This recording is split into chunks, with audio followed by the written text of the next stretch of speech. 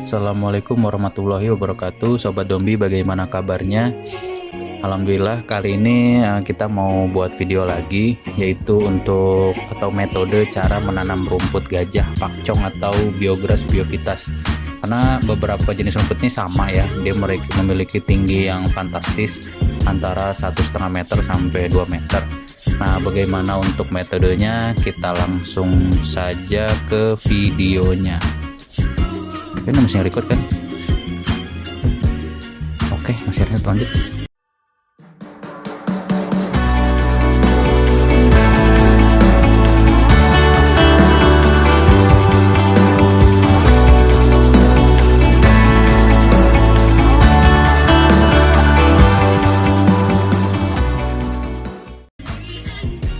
Nah, jadi kurang lebih si pakcong tuh kayak begini nih bibitnya.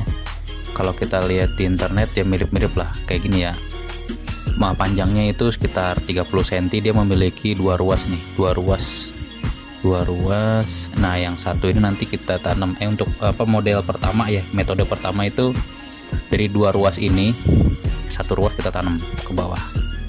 Tuh, satu ruas ditanam, jadi nanti akan tumbuh akar dari sini nih. Yang satunya lagi nih akan tumbuh tunas ke atas begitu. Terus sampai ke 40 hari nanti ada tunas 1, tunas 2, tunas 3, banyak ya di sini. Nah, begitu kurang lebih. Nah, kalau kita pakai jarak tanamnya itu 50 kali 50 atau sekitar setengah meter ya, setengah meter. Kelihatan, nah nih 50 kali 50 nanti akan begini nih. Ini metode yang pertama, tanam berdiri nih. Kira-kira begitu. Nah, sekarang kita lanjut ke metode kedua. Metode kedua ditanam miring. Ini yang sering banget peternak-peternak lakukan ini gitu. Yang satu tetap di bawah, yang satu di atas nih akan tumbuh tunas. Ini metode kedua begini nih. Sama jarak tanamnya 50-50 atau bisa juga 50-70, bebas. Tergantung sama luasan lahan teman-teman. Mau lebih sempit juga nggak masalah sih sebenarnya, cuman idealnya ya seginilah 50 kali 50. Untuk cara yang ketiga itu ditidurin terus dikubur, dibikin gulutan kayak begini nih, dikubur, dibikin gulutan kayak gini nih. Nah, ini metode ketiga. Di metode pertama ini diberdiriin begini, metode kedua begini, metode ketiga begini nih, ditidurin langsung panjang gitu, dibikin gulutan. Nanti akan tumbuh tunas-tunas ke atas begini nih. Di sini tunas-tunas banyak gitu. Nah, ini kan lebih banyak lagi nih yang kayak begini.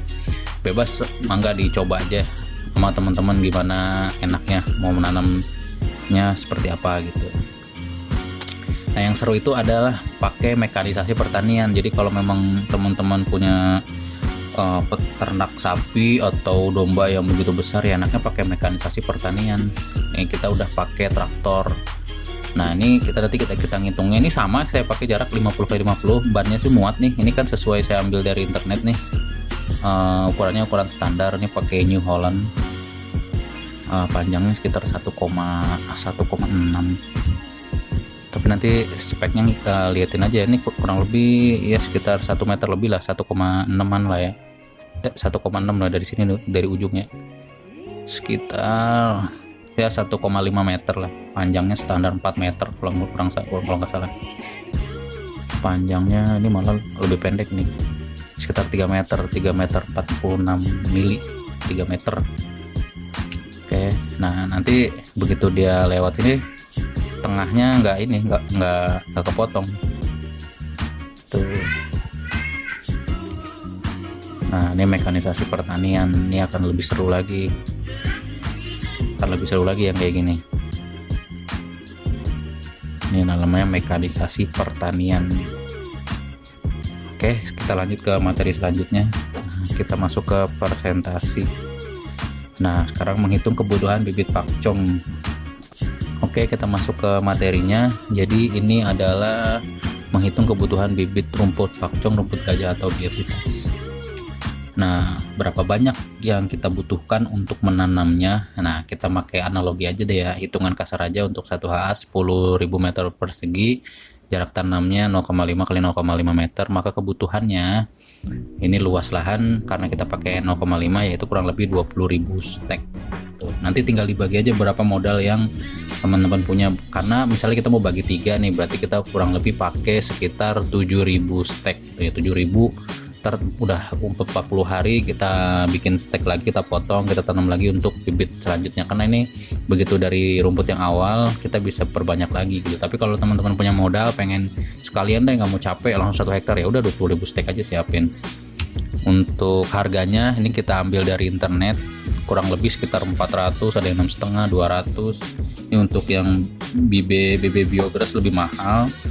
Yang untuk rumput gajah kolonjono ya sama aja, masih rumput gajah, jenis rumput gajahan, Rp300, sekitar 500 sampai 1.500 harganya. Untuk biaya yang dikeluarkan kita pakai aja 500 perak gitu ya. Jadi untuk 1 hektar kita perlu 10 juta. Ditambah pupuk dan lain-lain, itu menyesuaikan aja ya, kurang lebih sekitar 15 juta lah untuk modal di awal. Pupuknya pupuk kandang aja. Begitu 3 kali panen nanti kita pupuk lagi. Tapi nah ini udah setelah ini sebenarnya sih untuk 40 hari belum segini, ini udah 2,5 bulan nih. Tapi nanti setiap 40 hari kita bisa panen dengan tinggi sekitar segini gitu. Untuk awal karena dia untuk ada pertumbuhan akar, menguatkan dari kiri kanannya gitu kan, ditumbuh tunas lagi, tumbuh tunas baru, nanti itu kurang lebih di awal butuh 2,5 bulan. Selanjutnya kita bisa panen per 40 hari selama 9 tahun.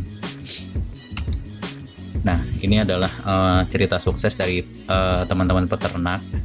Ada beritanya cuma tanam rumput rumput gajah lah ya, petani ini raup omset miliaran rupiah. Nanti kita bongkar juga kenapa bisa begitu, raup miliaran dari budidaya rumput pakcom dan lain-lain lah ya. Simpelnya gini, si domba ini makannya kan rumput ya. Jadi kalau para peternak yang bermain di ayam ataupun di lain mengeluh tentang masalah pakan, kalau kita main di pakan yang gratis gitu ya, ya udah kita nggak ada masalah di pakan gitu ya. Terutama di domba, kambing, sapi, kalau kita punya lahan, punya hijauan, selesai untuk masalah pakan gitu. Sebenarnya ini nggak boleh nih dibongkar, tapi ya apalah daya, karena memang teknologi terus maju gitu kan, informasi tidak bisa ditahan, ya udah kita bongkar aja. Yuk kita bongkar. Nah kenapa bisa begitu, bisa menghasilkan miliaran? Kita kasih analogi sederhananya, 1 kilogram silase pakcong itu cacahan rumput pakcong yang sudah dimasukin ke dalam gentong silase, didiamkan selama 21 hari, itu harganya 1.300 sampai 1.750 rupiah per kilogram. Maka jika kita memiliki 1 hektar, itu dalam video sebelumnya kita kan pernah menghitung itu sekitar 166 ton. Bisa diklik di video sebelumnya, nanti teman-teman cari aja ya. Jadi kalau kita bulatin menjadi 100 ton, kita ada faktor-faktor lain, penyusutan dan lain sebagainya ya. 100 ton sekali panen ini aman banget. Nah jika dirupiahkan menjadi sekitar segini, 100.000 kilogram dikali 1.300 rupiah, maka sekali panen dalam waktu 40 hari teman-teman punya 130 juta per hektar. Luar biasa kan?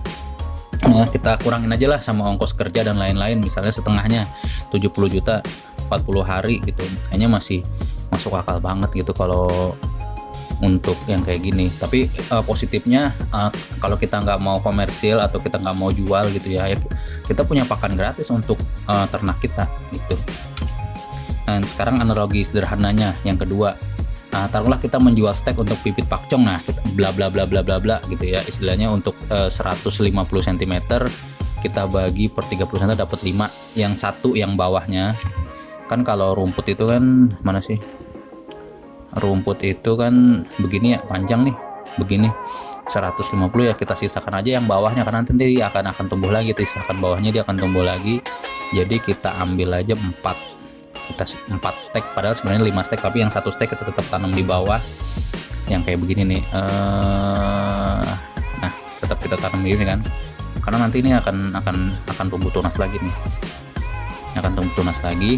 Jadi analoginya kayak gitu, analogi sederhananya 4 4 stek yang bisa kita jual. Kita punya 10.000, jadi ada 20.000 titik, satu titiknya ada 4 stek, maka kita menghasilkan, kalau kita jual steknya doang ya, menghasilkan uang sekali panen dalam waktu 40 hari itu 240 juta rupiah. Dibongkar semua kan, ya kurang lebih begini. Makanya menghasilkan miliaran tuh ya nggak bohong kalau kita pinter jual, kita pinter manajemen. Ya baiknya ya dok, kita punya pakan gratis untuk ternak kita. Banyak kan para teman-teman mungkin yang punya lahan peninggalan keluarga yang ada di desa ataupun di mana, bingung misalnya di kota udah jenuh untuk nyari pekerjaan, ada modal sendiri atau uang pensiun, ya kita kembali ke desa, kita beternak, kita punya lahan, tanam rumput gajah. Jadi kita nggak pusing-pusing nanti per bulannya kayak gimana. Yang penting kita yakin, bismillah, ada jalan, pasti dikasih jalan. Yang penting kita pasrahkan semua sama yang maha kuasa, kita belajar ilmunya sampai dalam. Karena saya pernah buktiin di Batang, kita tancepin aja gitu, nggak pakai bla bla bla, cuman pakai rumput apa namanya tuh, pupuk kandang aja hidup. Padahal di bawahnya itu sebenarnya pasir, campuran pasir, tanahnya sedikit banget, tapi tumbuh sekitar 1,5 meter lebih lah di Batang itu, di lahan kita yang di Batang. Jadi kurang lebih cuap-cuapnya kayak gitu. Mohon maaf kalau memang kita bikinnya dadakan karena nih udah lama juga nggak balik ke Batang, nggak ngelihat si domba-dombi di sana. Mudah-mudahan mereka hidup bahagia dan sehat di sana. Nanti kalau ada waktu kita pasti ke sana lagi. Sekarang ya materinya gini, online aja. Kebetulan juga udah musim hujan di Jawa Barat. Kayaknya kalau di Batang belum, tapi alhamdulillah mereka masih ada hijauan cukup buat dimakan. Kurang lebih kayak gitu video untuk kali ini. Semoga bermanfaat bagi teman-teman semua. Mohon maaf kalau kepanjangan, mudah-mudahan kita bisa lebih rapih lagi nanti ke depannya dalam merekam dan membuat video. Akhirul kalam, assalamualaikum warahmatullahi wabarakatuh. Majulah dan sukses terus peternakan dan pertanian Indonesia.